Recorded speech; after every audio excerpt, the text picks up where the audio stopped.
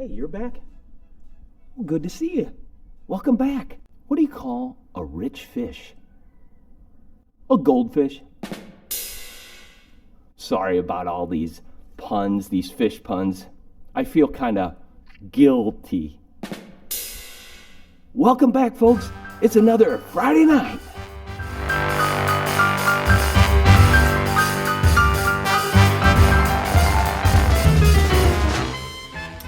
Okay, I gotta be honest. The candy thing, that's not working. So this week, I'm giving up hats. Any kind of hat. We'll try that. Okay, who knows what's gonna happen in this week's episode? Could be Sharky, could be more jokes. How about people cooking and baking? And let's find out some things from people that work in the neighborhood, like our quilters. Oh boy, I just can't wait. This is gonna be a great episode. You looking forward to it? In the great desert lived a bunch of nomads. Their leader, Benny, had risen to his rank due to his magnificent beard.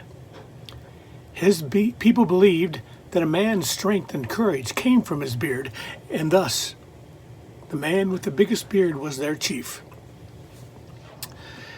After leading the band of people for many years, Benny began to feel uncomfortable wearing his beard. It was hot in a dusty land. He wanted to shave it off. So he called his council together to get their advice. When he said he wanted to shave, the council, they were shocked. One said, "Do you not remember the ancient legend Dyer? The leader who shaves his beard is cursed, and he will be made into a piece of earthenware." Well, Benny had heard the legend, but being a modern man, he kind of scoffed at the idea. Well, he was headstrong, and he went ahead and scraped away the beard. It had been a magnificent beard. And just as the final whisker was cut off, a huge dust storm came up. It lasted only a few seconds, but when it cleared, there was a man-sized vessel of clay, where only moments before had stood their leader. The council knew then the legend must be true. Their conclusion: a Benny shaved is a Benny earned.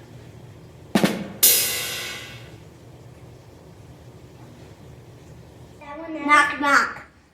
Who's there? Blueberries. Blueberries who?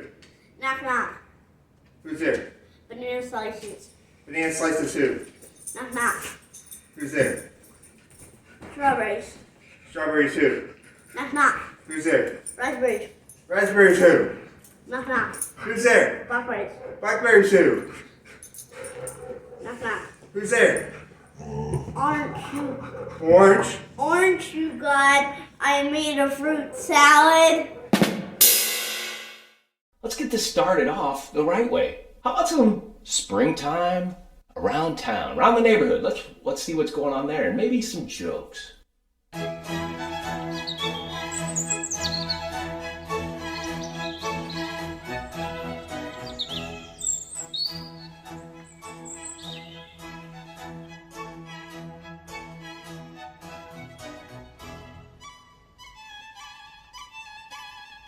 Some remnants of last year, which I need to take out yet. So some of last year is going to be replaced with nice fresh things in a few week or so probably. And here we have something from last year. All those leaves are ornamental grass that will need to be cut off. I'll try to do that this week. So the little new ones can be coming up. They may be starting already, but all the dried leaves need to be cut off. Do you leave those there on purpose?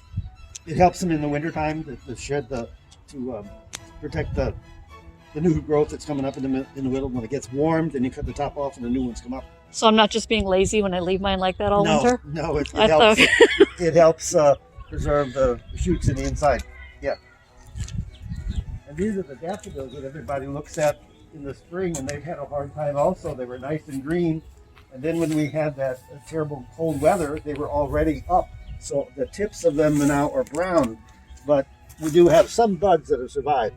So I would say in about a week, not even that long, if it stays as warm, those will be bright yellow. Jonquils, or people just call them Easter flowers sometimes because they bloom around Easter. Okay. And another thing we might be able to watch these coming weeks are these trees here, which are in bud, and they will be blooming, and you will see within the warm weather, within the next couple of days, they'll be getting bigger and bigger. We can watch those expand. What kind of trees are those? Remind me. A very common tree, which right now I can't think of their name. Is it a dogwood? Carnus Florida, which is dogwood. Yeah, okay. Yes. So those are some of the things that we can watch from week to week to see how they progress. Okay. But until we get this warm weather, things will start greening up quickly. Maybe we'll check in with you next week and see We can how do they're that. doing. We can do that. Okay. All right. Signing off. See you then. Taking a look for some birds over here in Cronolette Park. Let's see what we can find.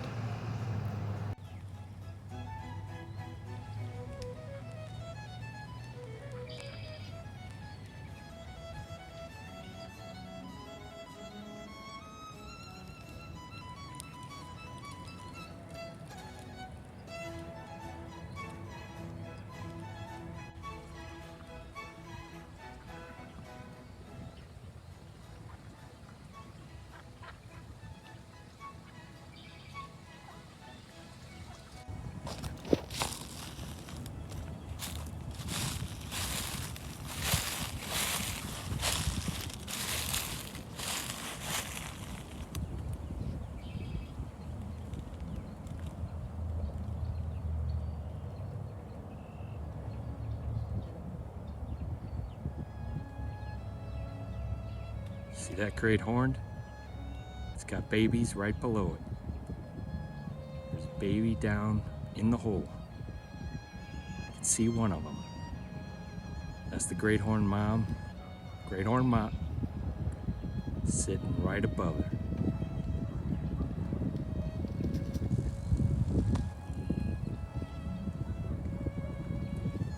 It's over in Cronolette Park, down by the lake.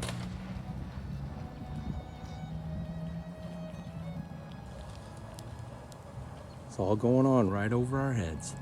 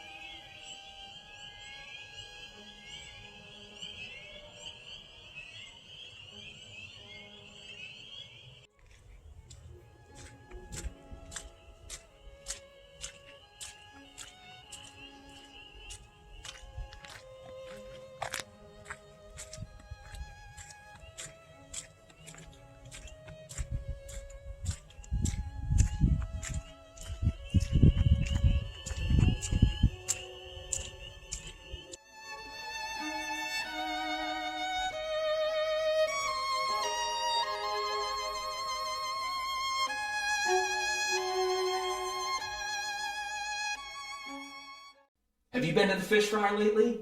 You can pre-order online or even drive through. It's tasty.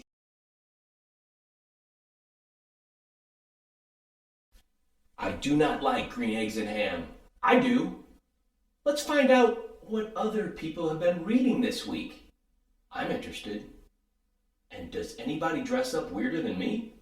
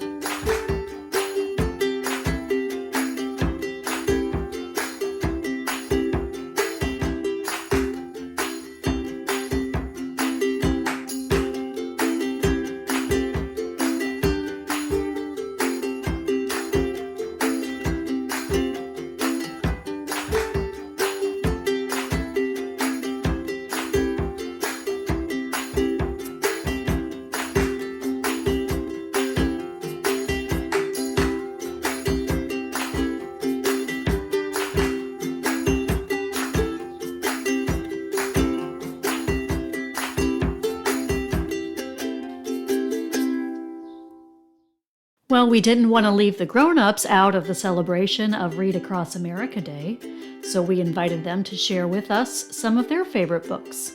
Nancy Dorhoff recommends a book called The Last Children of Mill Creek by Vivian Gibson. Nancy says this is a charming and occasionally alarming memoir of Vivian Gibson's childhood in the Mill Creek Valley of St. Louis during the 50s and 60s. Nancy says it's written in a simple narrative, interspersed with good humor for the most part. Denise Dowd recommends a book called Jonathan Strange and Mr. Norrell by Susanna Clark. She says the author weaves a great tale set in 19th century England that is about resurrecting practical magic after centuries of disuse. This is a rich, full, detailed story, and Denise says the many characters are fabulous. Nancy Hillhouse recommends a book called The Worst Hard Time by Timothy Egan. According to Nancy, it's a vivid description of the Dust Bowl and the movement west, and she suggests that you follow it up by watching Ken Burns' documentary on the Dust Bowl. Pam Gunter recommends The Four Winds by Kristen Hanna. The Four Winds takes place during the Dust Bowl migration. According to Pam, it is a riveting story that draws you in as if you were really there. Man, I'm really hungry. Are you hungry? Good times. Let's find out who's cooking up some good dishes. Hi, I'm Isaac Jolly, and I'm going to make some cannellonis today. And this is my dad, he's going to be helping. There are 3 parts to this recipe. There's the sauce, the filling, and the crepes. The first step is the sauce. We are going to put in tomatoes, oil, salt, oregano leaves, bay leaves, basil leaves, and black pepper, and garlic and parsley. This is on medium heat, and you want to put in a quarter size of olive oil. Alright, about that much. And alright, now we're gonna throw in the onion into our hot, oily 3/4 saucepan. Oh yeah. Until it's about see-through, probably about 5 minutes. So when this gets transparent, we want to get our garlic and our parsley, and we're gonna just dump it in there until it makes. And then the next steps happen when this starts to make a good smell. Now that's starting to smell really good, so I'm going to start throwing in the tomatoes. This is tomato puree. Yeah. I hate squeezing these whole peeled tomatoes, so I'm going to have my dad come in here and do it. So What? I don't want to do it. you're coming in here and doing it. Aww. Aww. Not my favorite. You done? I just finished, sir. Alright, and you can get out now. Oh. Thank you. See ya. Let's go. Now, get off the camera. Alright. Now just let this tomato, you can stir it, and then you gotta let it simmer for a little bit. And then we're gonna throw in a couple more ingredients and then just let it sit.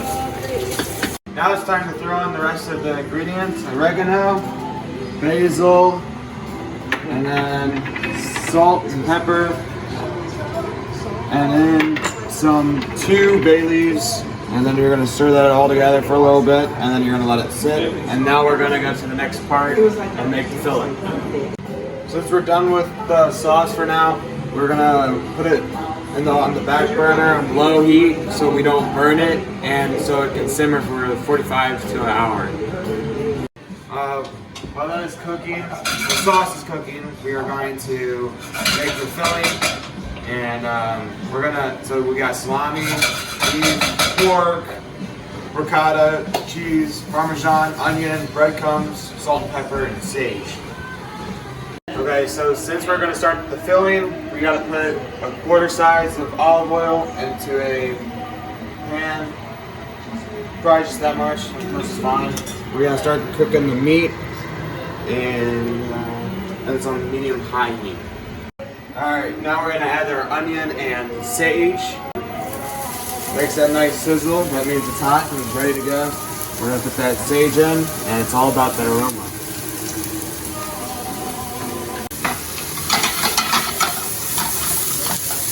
threw in the meat because the onion got transparent. So now we're going to let the meat brown, and we'll see you for the next step. The meat's pretty much brown. We're gonna add some salt. Just gotta drizzle it on there, maybe a little bit more. Nope. And we're gonna put some accent Good. Nope. and some black pepper. I turn off the heat, and now we're gonna stir in the salami And let it cool. and let it cool.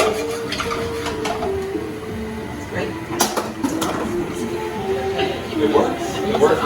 It works, right?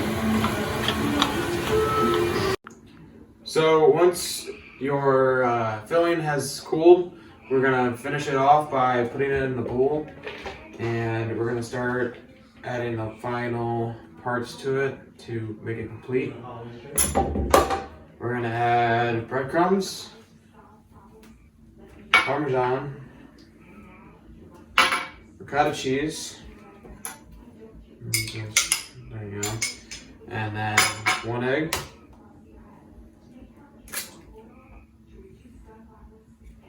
And then once you have that, you're gonna get your hands a little messy, and you're gonna put your hands in and just mix it all together.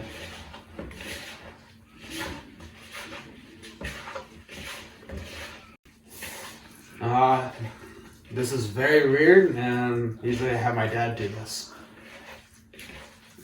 Now we're gonna start with the crepes. Crepes is the last thing we do, and personally I like crepes better because it's softer when it's all cooked. We start with 6 eggs. You want to crack them. Just crack them one by one, and then throw them away.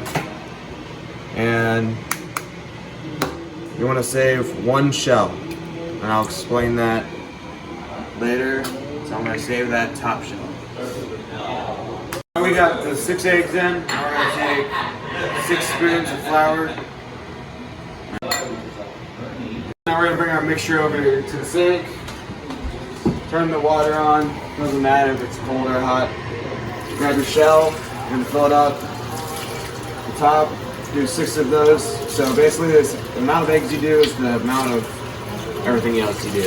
Alright, you're going to whisk it all together. And if you don't make if it's still chunky, you can add a little bit more water into it, or flour. You want to make it a smooth mixture. Make sure you're still stirring your sauce while it's cooking. And tasting it. And make sure you don't need to add anything else to it, like a little pinch of salt or sugar. Alright, so since we got our crepe mixture all done, it should end up looking like this. So something silky but still together. And so we're gonna bring that over here. And then this is gonna be on medium-high heat. You want it really hot, and then you're gonna wipe oil. You're gonna dab oil on a paper towel and just go around. Maybe you gotta dip it more. And then just get that so the crepes do not stick to the pan. And we gotta let that heat up, and then we're gonna start making the crepes. So to see if the oil is ready, you can just, and if it makes that sound, then it's gonna be ready. And so now we can just take our ladle and our thing. Just put that right there. Go. Just move it around. There should be a small layer just on the bottom, and just work it. And now it should only take 2 minutes for this to fully cook. So we'll be back in 2 minutes.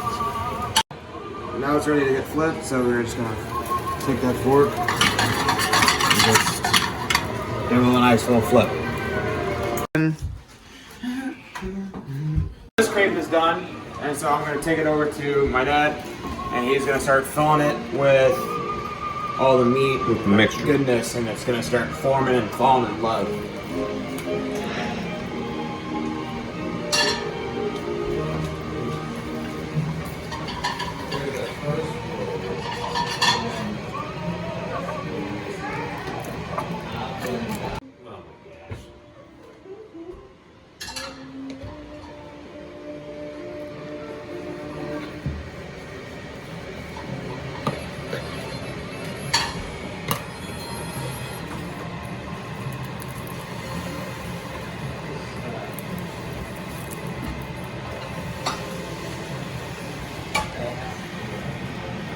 make sure you turn on your oven at 400 so we can cook the cannellonis. Now here you can put it all together. So we're gonna put a little bit of sauce in the bottom.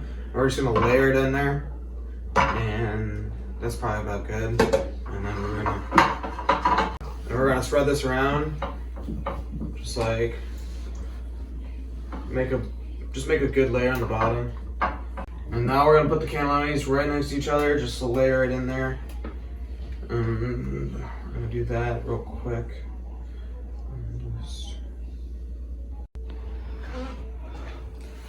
And that's how it should look when you're done. Now once you put your cannellonis in there, you're gonna top it off with the rest of your sauce.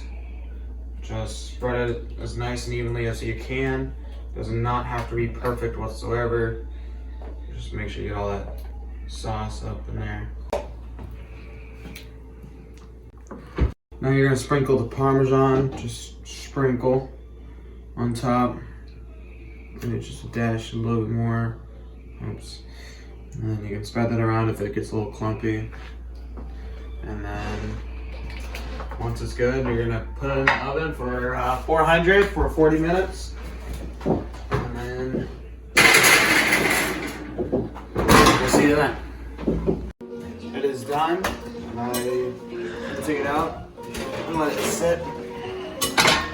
I hope you guys get a chance to make this. It's a really good dish, and I'll see you soon. Go. It's finished. Right up top. Bring it up top. Right up top. It looks so good and I'm ready to eat. My lady, she went downtown. She bought some broccoli. She brought it home.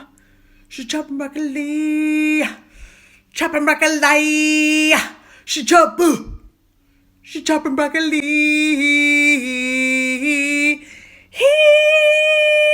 Hi, St. Stevens. Welcome to the Wren's Kids Baking Show. Today we're making chocolate chip cakes in a mug. First, you need a mug. And then you add 4 tablespoons of flour.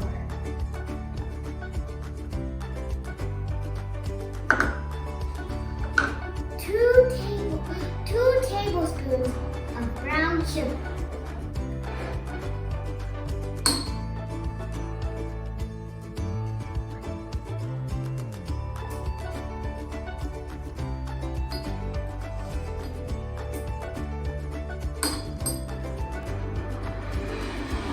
Then you add 1/4 teaspoon of baking powder.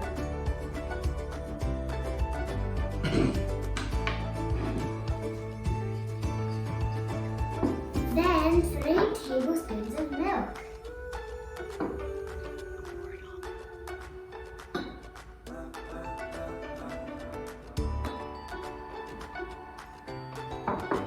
And then you want to add 1/8 teaspoon of vanilla. Then 1/2 tablespoon of vegetable oil. And then 2 tablespoons of chocolate chips.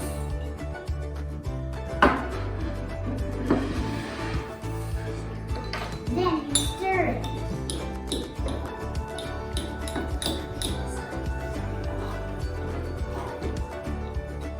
Make sure you really scrape up that bottom so the powder doesn't get stuck.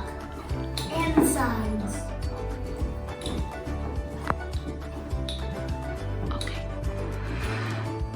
And then you put it in the microwave for 1 minute.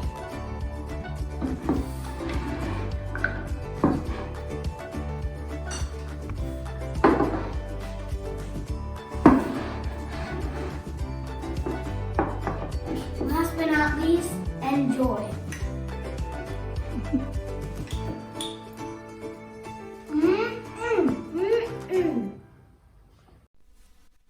Do you like my hat?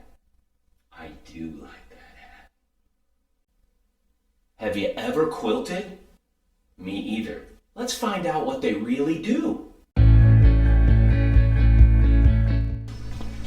quilters. Hi. So who wants to tell us, like, who are the quilters? What are they doing? How often did they get together? How did this start? What are you making? What do you do with your quilts? Anybody want to talk to me? This is the quilt that someone gave to us of our St. Stephen's quilters, and I am from St. Mary's High School, and therefore I come to St. Stephen's on Monday and Wednesday to quilt. Okay. And we are finishing a quilt now that was one-piece material, which was unusual for quilting, Yeah. and we are just about finishing it. I'm going to buy it and send it to my granddaughter in California. Okay. And there's a baby quilt over there, which we are also quilting, and that's going to go to Mary. She's going to buy that. So we are working feverishly to get it all done. So do you generally get the quilt tops given to you, or do you piece them as well? Though that was put together by me Okay. after they embroidered them, all of the pieces, the pictures of the bears that are over there, Okay. and we put it together and we're quilting it. I'll put the binding on it before it's finished, and this one will have to be bound too. Do you do piecing too, you all, or do you just do the quilting? We just do the quilting. Yeah. Okay. Laura does all of our piecing and putting them together.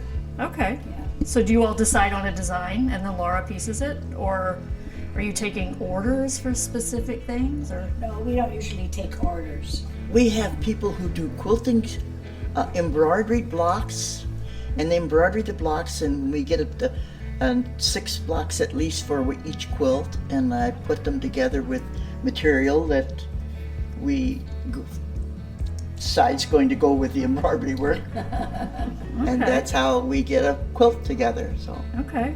And then what happens to them? we bring them over here, and these ladies all come in twice a week and quilt, and when it gets done, then it goes to the quilt of the month. Oh, that's right, the raffle. The Okay. raffle, yes. We're trying to get 6 quilts made ahead so we can have another quilt raffle. Okay. All right, Madge. What's your help wanted, Ad? What do you need? You need embroiderers? We need people to embroider for us. They can do it at home. They don't have to come down here. But they have to know We what they're doing, furnish all right? the. They have to know how to embroider. Yeah. Yes. Oh, we can show them. Okay. We can teach them. Okay, and so you give them something that's got like something drawn on it, or it's ready Yeah, to they're printed. do this stuff. Okay. It's printed. I'm really knowledgeable, can you tell? This is a quilt top that's ready to go on after we get done with this one. Oh yeah. Okay, so those are the embroidered squares, Uh-huh. and then you put the edge on it. Yes, the fabric around. Right. Okay. Wow, that is pretty. Yeah. So this one we'll do next after we finish that one. And these are queen size generally? Queen size, yes. Nice. Very often the embroidery is all cross stitch, which is pretty easy. Right. Yeah. Okay. Do you give them all the supplies? Yes, we give it to them. Okay. Yeah. All right. Good to know. Joyce, tell us about yourself. Okay. Before I run out of juice again. I'm Joyce Stockman, and I joined the quilters here after I retired from work. And I've been in the parish about 33 years. Okay. So, and I've grown to really like quilting. I love it. Did you quilt before that?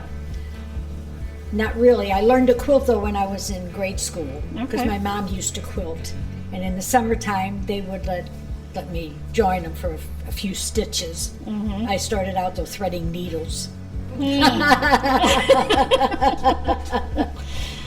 Oh, well, Madge needs some help with the needle, so you know. Yeah, Gosh. yeah. Well, We that's help each other beautiful. out. Yeah, this is nice. Yeah.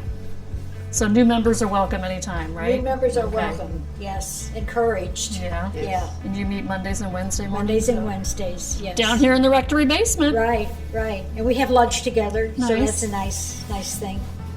Okay. Yeah. Anything else you want to say? Not that I can think of. Don't forget to bring your sandwich. Okay.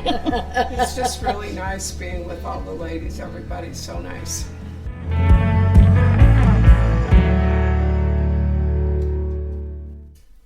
what in the world is going on with Sharky? The Dark Adventures of Sharky.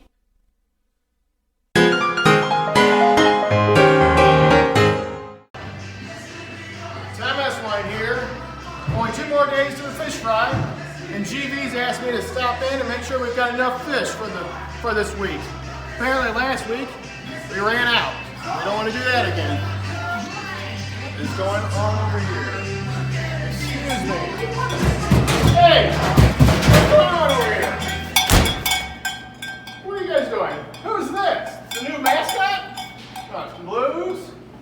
Gorilla? The Blues Gorilla? And Sharky? What are you guys doing? Stealing our fish? Come on. No, I think I'll have to go report you guys. You don't need any more problems. Hey! Come back here!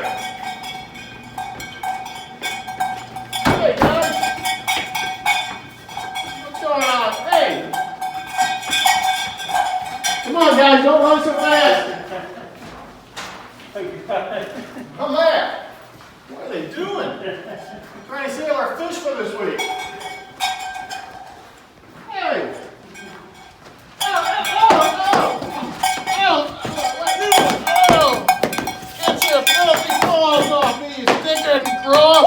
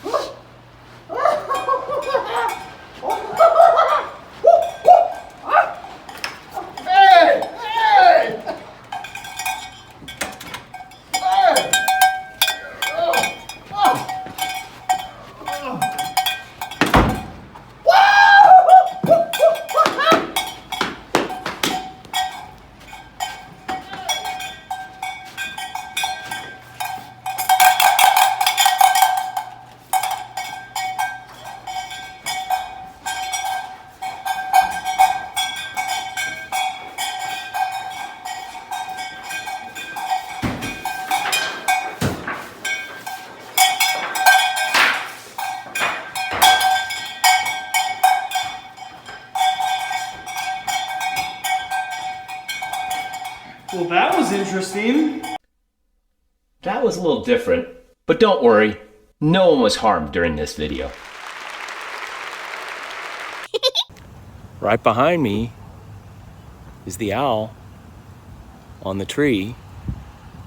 I was wondering, where do owls go when they want to buy clothes and shoes? Why, they go to the outlet mall.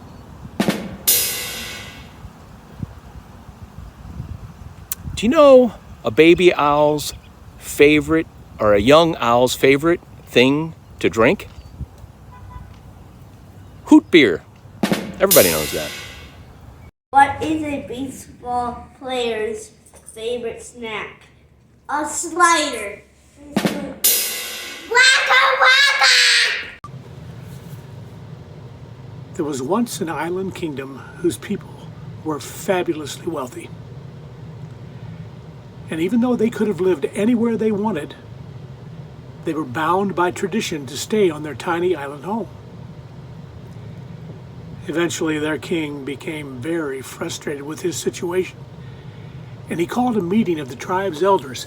He wanted them to figure out a way that he could enjoy his wealth and stay within traditional guidelines. After much consideration, the elders suggested that he build a magnificent throne. However, he objected that his hut was not big enough to accommodate such a throne. The elders suggested that he call an engineer to solve the problem. Soon the king's tiny hut was rigged with a system of ropes and pulleys. He could lower the huge throne for the daytime use and raise it during the night and lower his bed, and it worked out fabulously. It was truly the best of both worlds for the king. Unfortunately, after a few months of Up and down and up and down the ropes frayed, and one night the throne fell, killing the king. The wise men recognized that there was a lesson to be learned and added this saying to the lore of their people. People who live in grass houses should not stow thrones. Fun facts. Maybe we take a week off. Let's find out what's happening on Mars. Do you know?